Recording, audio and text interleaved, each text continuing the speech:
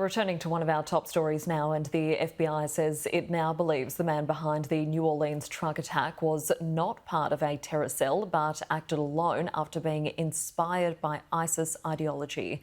Joining me live to discuss this further is former US Secret Service agent Tim Miller. Tim, thanks so much for your time this afternoon. As I just mentioned, the FBI now believes that the suspect was acting alone but was inspired by ISIS. What does this tell us about the influence ISIS has, and do you believe that this could be a resurgence of ISIS? Well, I certainly do, Christy, and I think it's a terrible day for America. First off, that you have a tragedy of this magnitude, but then secondly, that it was perpetrated by a member of the U.S. military. And to your point, this ideology is just pure evil.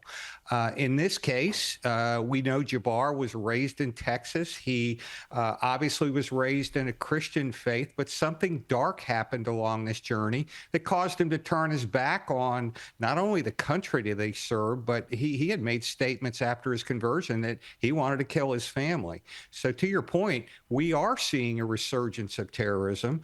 ISIS and Al-Qaeda, they're back in the game again, and it should concern Australia and the United States in a big way. And just on your point there that he did serve in the US military, we also had the incident in Las Vegas with the explosion of the Tesla truck, and we've heard reports there now that the driver of that vehicle also served in the US military. What's happening here with these two incidents? Yeah, that's a great question, Christy, because I heard your previous guest, and I served in the Marine Corps for 25 years.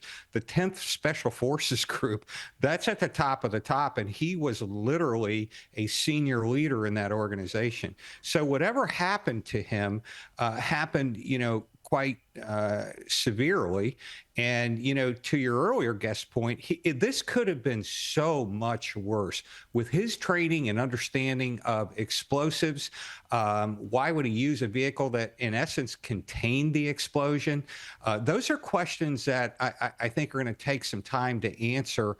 It seems to me more like he was making a statement than he was trying to hurt lots of people. The fact that he took his life shortly before the explosion demonstrated he didn't want to, have something happen and walk away. He was fully expecting to die in that. And there's so many questions unanswered. Yeah, absolutely. Just back to the New Orleans incident, there's a lot of questions being raised about the security protocols that were in place and whether or not they were adequate. What do you believe the security protocols were like in that incident there? Well, Christy, security protocols and advanced work, that's the key to security.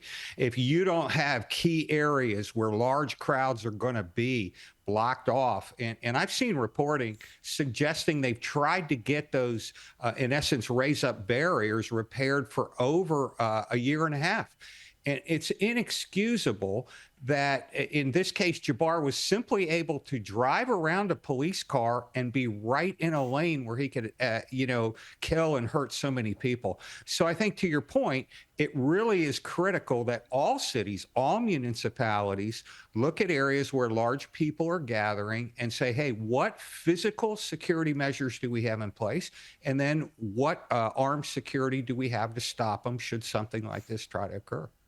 And of course, we've got Donald Trump being sworn into office in just a couple of weeks' time. How does the terror threat now compared to a couple of years ago when he was first in office? Well, I certainly think it's increased. Under his first administration, there was significant damage done to ISIS. Al-Baghdadi was killed. We saw Al-Qaeda reduced, virtually to combat ineffective in Afghanistan. Well, guess what? That's all changed. Both of those organizations are back in the field and they're angry. And so with what we've seen in the U.S. with the flood across our borders, we don't really know how many really bad, skilled people are in place here. So I think this is going to be a very challenging year for the U.S. And I think the only way that you can deal with this kind of evil is to eradicate it. You can't tolerate it. You can't try to work with it. We've seen this occur so many times in the past. If it's in place and in the country, it's a big problem. All right, Tim Miller, thanks so much for your time this afternoon.